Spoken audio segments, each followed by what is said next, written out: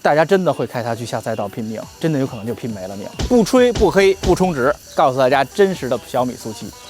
小米速74个月4400公里真实的使用体验。咱们先从问题说起。这车刚提车的时候，第一次大更新之前，有2个大 bug 让我用的非常的痛苦。一，这车出地库之后，导航得有差不多10分钟定不上位。我一直在行驶，但是导航不动。 它卡在这个位置上，每次从地库出来都这样。它的导航恢复导航特别慢，造成了比较大的困扰。第一次大更新之后，这问题基本上解决了啊。现在大概还是会有一个延迟，1-2分钟。2，收音机断断续续。这个车的收音机它是没有天线的，它是纯靠收音机软件来听的。那么在第一次大更新之前的时候，基本上说3-4句话就要断一下，然后再继续说，啊，巨难受，听着。哦，那个临阵磨枪不快与光似的。 紧张点，这个心态确实能让自己兴奋起来。靠信号了，所以信号一不好就卡顿。但是我发现我无论到信号多好的地儿，它都卡顿。我这观察了很久，你看5G 信号都满的，它一样卡顿。所以说这是这车的问题，而且它台现在不全，887都没有啊。北京就这几个台，就是台差特别多，这个就没有传统的广播好，还是目前的体验起码是这样的。更新之后好了很多，现在大概能说10句吧，10多句。 然后会断一下，但断的没有以前厉害了，就轻轻断一下。这车的前备箱我们只用过1次，差点叫了客服。什么情况呢？它的深度芯儿不够，我儿子当时把这足球放里面了，放里边之后一关，大家看关不上，然后呢也打不开了。然后你在里面喊：“小爱同学，我在。”打开前备箱，前备箱是开着的，就是它也没有办法再次开。 然后现在我也打不开，也关不上。我媳妇儿开特别急，当时就差点叫客服了。然后后来怎么解决的呢？就是使劲往下摁，把它关上。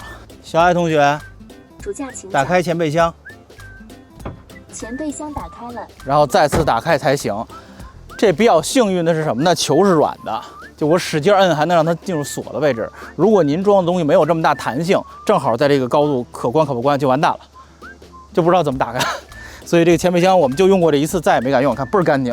所以我觉得这个东西比较薄，大家装的时候一定要注意东西的厚度。这车跑了4个月4000多公里，倒是没出什么问题啊，质量还是可以的。就唯独一个小问题，我是刚发现，就这儿前后门中间做了一个胶条，为了让这车更安静、更气密一点。但是这胶条做太薄了，有点，这个是个小问题。我估计后面这车这儿碎的应该不少。我这4000公里就这样了。这个车做了一个非常低的溜背的造型。 但是有一个副作用，就是它的后备箱非常的扁。你不能说它小，因为长度够，小5米的车呢。大家看这有多厚了吗？就说是你实际上关上后备箱，从差不多球这儿开始了，就这么扁一点点，真的什么都装不了。大的旅行箱得使劲往里塞，如果拉长东西折后座的话，大家看里边这特低，就你的东西必须就这么扁才能装得下。所以这个车虽然有小5米的车长，但是它的装载能力其实是非常差的。 所以您如果拖家带口带很多东西，平时婴儿车行李带一堆，这车不行。得期待它后面的 SUV 或者旅行版啊。这个3厢版你看这么老厚，关上之后根本放不了什么东西。带大家看看这车的真实能耗啊，绝对最真实的。4488公里，我的行驶里程用了660.7度电，怠速用了30多度。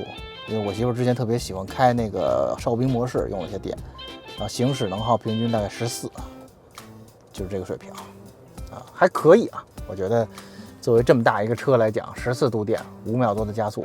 然后我加装了这个小表和下面这个按键，但这玩意儿有个 bug， 大家看，它现在没启动，为什么呢？我现在没登录，我一登录我的用户会启动，但凡我不登录或者换人，它就经常会不启动。我开始以为它坏了，后来发现它没有坏，它就是没启动。你看这个，我可以找到这个，把它打开，我只要把它打开就有了。但是切换用户的时候经常是黑的。 这我觉得也算是一不大不小的 bug 吧。那以后能不能装上这个，就让它常亮？谁没事装了还关它呢？是不是？然后还有个问题就是，如果这车在外面晒热了开的话，前面特别热，它前挡玻璃很大，然后前挡玻璃的隔热率我觉得可能不太够，就空调顶不动它，你一入都会觉得前面巨热无比。所以买这车的朋友最好给前挡玻璃贴一隔热膜。顶部玻璃不错，虽然是全景天幕，但是它隔热率是可以的，多晒天开它也不晒顶，这个还是可以的。然后这辆车乘坐起来呢，座椅舒适度什么的都还可以的。有一个问题，因为小米为了追求低风阻，为了追求赛道性能嘛，它比较矮，就造成看我的椅子非常矮，很蹲，并不能把它调高很多，调高了头部又不够，所以说坐车的时候你会觉得没有坐燃油车舒服。当然这是电动车共同面对的问题啊，那这个车也有这个问题。我记得有一次我们出去，大概堵了有个2-3个小时吧，然后我唯一的舒服的坐姿是把这座弄得巨躺，就让我的腿在这儿能伸直。把它放直，然后靠背也躺，就得差不多放到这样的姿势，才能比较舒适的乘坐。但如果这开的是 X5 或者理想 L7 的话，你根本就不需要，你可以比较舒服的姿势乘坐。后排也是一样啊，头部其实是不是那么特别够，所以这个车如果您拖家带口啊，常年要坐4个人，要跑比较多的路的情况下，我建议还是别买。就这车适合喜欢开的人，能找驾驶乐趣的人，因为这车视野特别通透，开起来感觉特别好。但是如果您拖家带口，觉得这是一5米的 B 级轿车，想买一大车，不是特别合适，我觉得。这就是我4个月4400多公里目前的体验。槽点没少说啊，优点也是不少的。首先这车真的太有回头率了。尤其4-5月份刚提车那会儿开出去，我的天哪，所有人都看你小米那车，然后每天你就看那个哨兵模式里全是各种人趴车上看啊，这个回头率，这个虚荣心，我觉得就值10万，是不是？还有就是确实，人家小米做这车好开，就是电动车其实让我觉得一直是没什么驾驶乐趣，但是这个车非常的好。视野通透，而且它的油门的渐进性各方面调得非常好。自己有时候出去一趟，去趟车库什么，我都特别愿意开这车，真的是驾驶者之车，是一个让你能满足驾驶欲望的电动车。这其实不多啊，所以喜欢驾驶的朋友一定要试试小米速7，我觉得值得你考虑啊。当然，小米这个厂商呢，我也是米粉啊，我们车库里全是小米的东西，我一直也是非常支持的。作为咱们中国一个做得非常成功的一个 IT 厂商吧，就是各种产品全有。而且人家产品的调性各方面都不错，这车我觉得做的也是不错的，虽然有一些各种各样的小问题吧。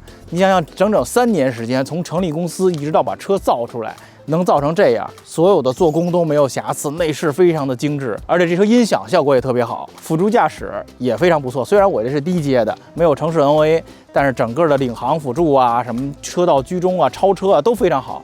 你想想，这是第1代呀，人家没做过，直接就达到这个水平。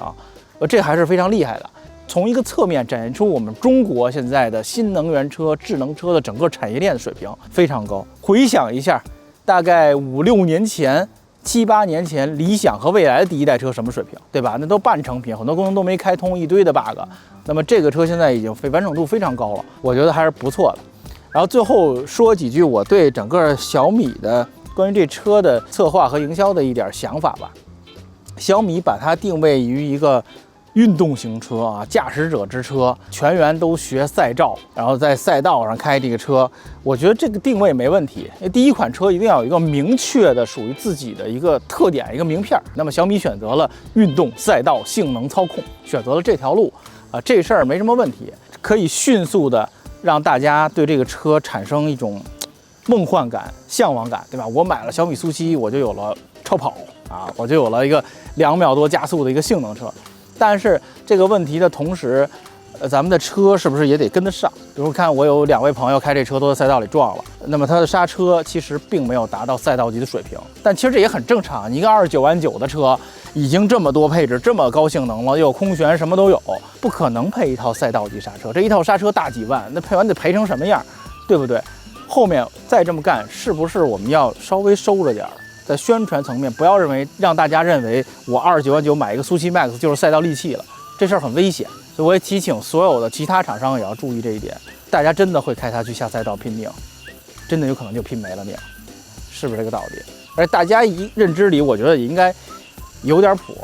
你想想，一共就这么点钱，人家给你这么大一个车，这么高的配置，不可能把它所有的都做成赛道级的，大家心里也有点谱，不要拿这个车去拼命。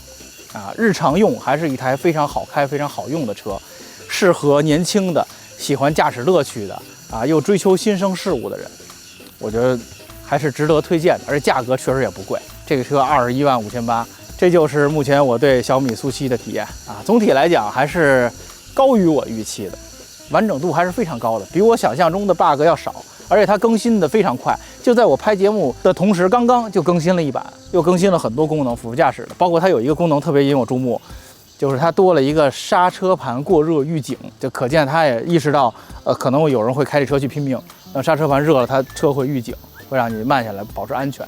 所以小米都想到，之所以最开始出那些 bug 我没有发出来，我就觉得我要等一等，等它升级看会不会就好。毕竟现在这些新势力车都是要靠升级的，都是会成长的，咱们给它一点时间，你不要一上来就骂人家，是不是啊？这车是导航都定不上位啊，10分钟都定不上位。实际上人第一次升级完基本上就好了，是不是？所以大家给小米一点时间，给这车一点时间，我相信它会越来越好，它的下一款也会越来越好。